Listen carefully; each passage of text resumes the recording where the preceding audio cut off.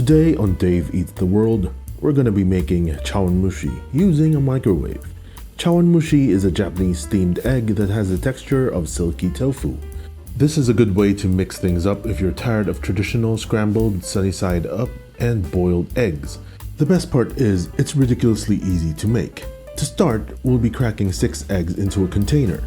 Pour in 2 teaspoons of mirin, 2 tablespoons of soy sauce, 2 teaspoons of dashi powder, around 3 cups of water, 2/3 of a teaspoon of salt, and mix.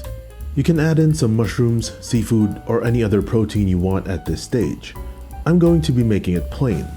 Chawanmushi is usually served in a chawanmushi cup, which is kind of like a Japanese teacup with a lid, but for now, we'll be using a bowl since I don't have one.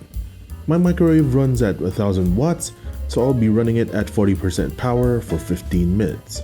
While we wait, I'm going to prepare the toppings. Chop up some scallions.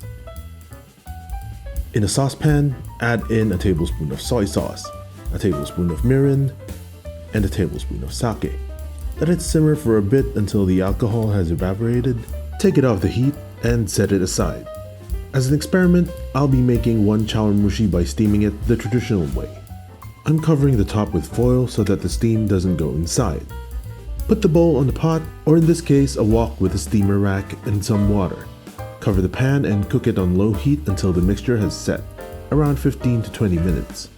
I actually made 3 chawanmushis, 2 using the microwave at varying power and time. The first chawanmushi I made is quite sad.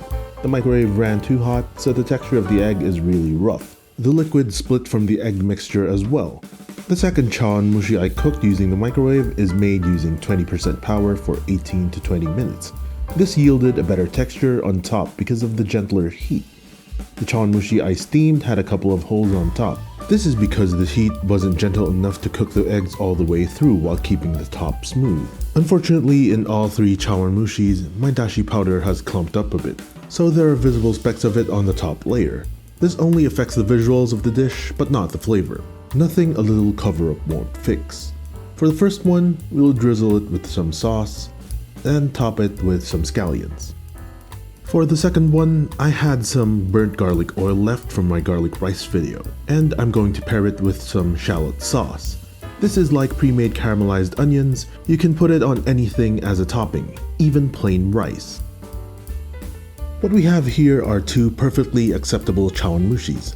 The texture should be like that of silky tofu, soft and jiggly. Now, let's give it a taste test. The first chawanmushi has a very good teriyaki sort of flavor. Now let's try the second one. The second chawanmushi is extremely garlicky and oniony, which I like. Chawanmushi to me is like a blank canvas. Although both dishes have the same base, they both have a completely different flavor profile, depending on the topping you put on. You can go crazy and experiment with other toppings and fillings if you'd like. The possibilities are endless. If you liked the video, smash that like button. Be sure to subscribe if you'd like to see more content like this in the future. I'll see you on the next one.